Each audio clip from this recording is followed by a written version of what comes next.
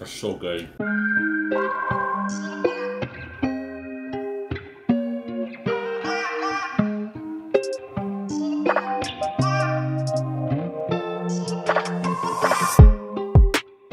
Hey everybody, welcome back to The Way of Ramen. Today we're going to be making some chicken chashu.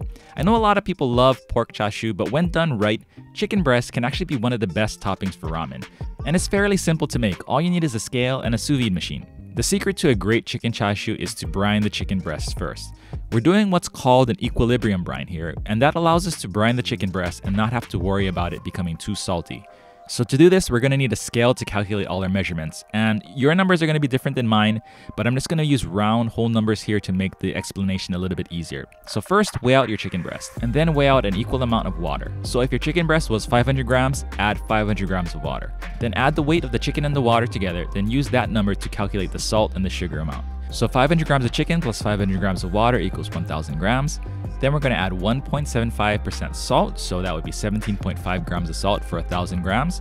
And finally, 1% sugar, or 10 grams for 1,000 grams combined weight. Then we're just going to give this a quick stir and mix in the salt and sugar. There's probably a better way to do this than what I'm doing here. But once that's fully dissolved, we're just going to cover this and let this sit in the fridge overnight to brine. The next day, take the chicken out of the brine and then put them into Ziploc bags or vacuum seal them if you have that. Add a little piece of kombu to the chicken if you want that extra umami punch.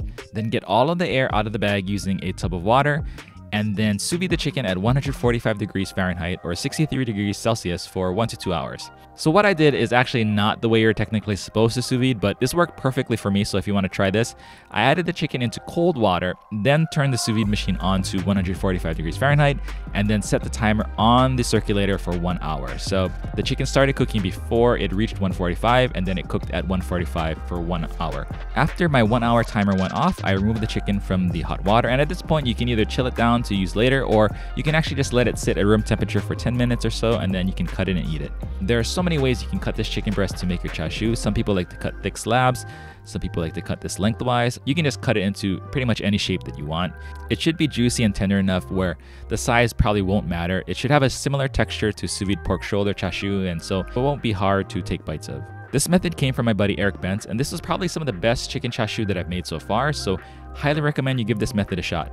If you suck at math, I'll link up a Google spreadsheet that I made where you can just plug in the weight of the chicken breast and it will spit out all the numbers you need for everything else, the water, sugar, and salt. That's it for this one. Thank you guys all so much for watching and all the support. It's a short video, I know, but I'll see you guys all in the next one. Peace.